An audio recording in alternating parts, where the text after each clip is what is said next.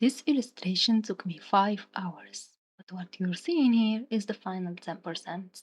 What actually matters is everything that changed before this moment. Let me show you how it evolved from rough sketch to final illustration and the decisions that shaped it. Most people start by tracing their reference, but it never really gives the satisfying result. That's why knowing the structure separates you from the crowd. It also makes your painting process a lot easier. Start by drawing a simple circle. This will represent your skull or cranium. Then add a smaller circle inside of it. Cut the circles into four parts with one horizontal and one vertical line. The lower parts will be the ear placement and facial features. The middle line is where the eyebrows rest, and the upper part is for the hairline. Now add two horizontal lines to create two equal parts. These will be the guidelines for the hairline and where the jaw starts. Now choose a direction for your profile and draw a vertical line along that side. Add a fourth horizontal line at the bottom to create three equal sections. This line is where the jawline ends. Draw a triangle by starting from the bottom line and going all the way to the center of section 2. This will be where the nose, mouth, and chin are drawn. You can now start adding some details. Draw the eye on the left edge of the smaller circle, then add the nose, mouth, ear, and define the chin. Now you can draw the forehead as a small triangle, starting from the middle of section 1 and going all the way to the upper part of the big circle. Following this method will make drawing side profile an easy process. Now before we draw our actual piece, first start by doing some warm-up sketches, just to dump your thoughts and test out your brushes or ideas. I usually use the sharp pencil brush to sketch, but you may find one that is suitable to you. For all of my sketches, I follow the same structure I show in part 1, just drawing the circles and stuff. I did not cover the upper body in this video as I've already covered it multiple times before in other tutorials. Now that I've decided on a pose and what I want to draw, I start by roughly sketching my pose and adding details slowly.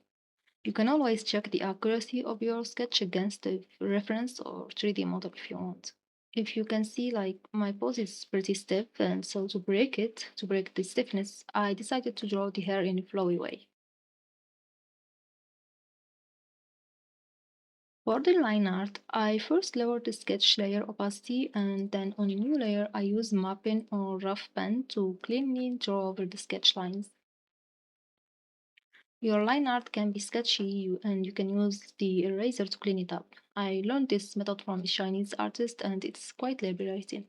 When working on the line art, I like to keep each part of the body on separate layers. Additionally, I give them different colors just to separate them nicely. Then, on a new layer, I select a black color and redraw the line art in an even cleaner way, following what overlaps and cleaning things up slightly. Since I don't have a pressure sensitive pen, I like to use this Y shape to add more depth to the corners of my line art and wherever like lines meet up. The hair actually took the longest. I'm not really good with drawing hair and I always try to make it look pretty, so it takes most of my time. I use the same Y technique for where the hair clumps. I try to add some free strands of hair along the way to make it appear even more flowy. Then I just worked on the jewelry and props to finalize my line art.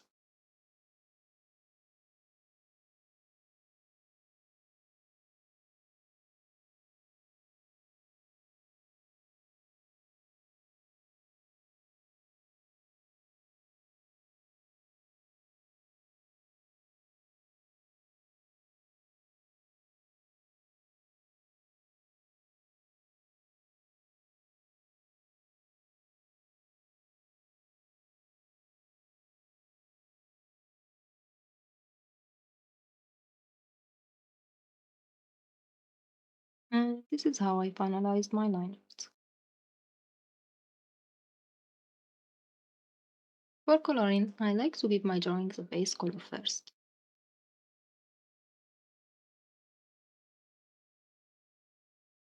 You can check whether you have a good silhouette or not by hiding the line art layer. You can see that my silhouette is really good. I like to separate each part's base color on different layer. This way I can easily apply changes later on. As you can see, I easily change the hair color. To see my colors better, I decided to change the background color to a darker shade. Just test out any colors and see what works for you.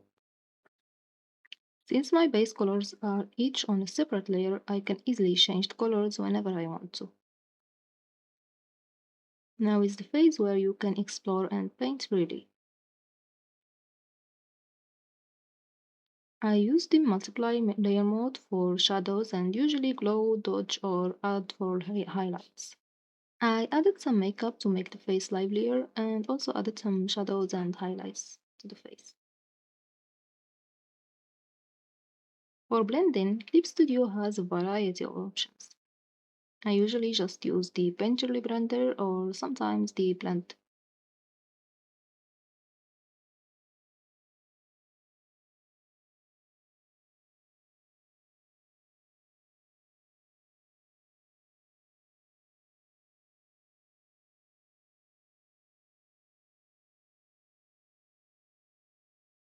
When I'm done with the skin rendering, I use the lasso tool to select chunks of the hair as I go, and just then I use the darker color on the multiply layer and usually color in the shadows.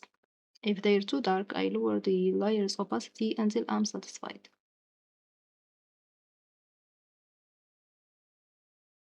Using the Painterly blender, I blend the shadows into the hair while I leave some sharp corners.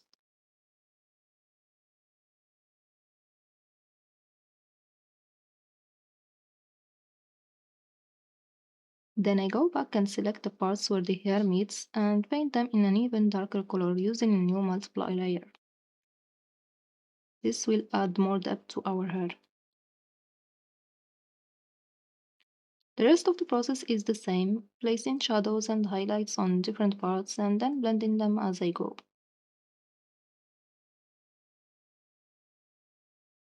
You can paint a pink color to unify all the colors and give them a softer feel on top of all the layers.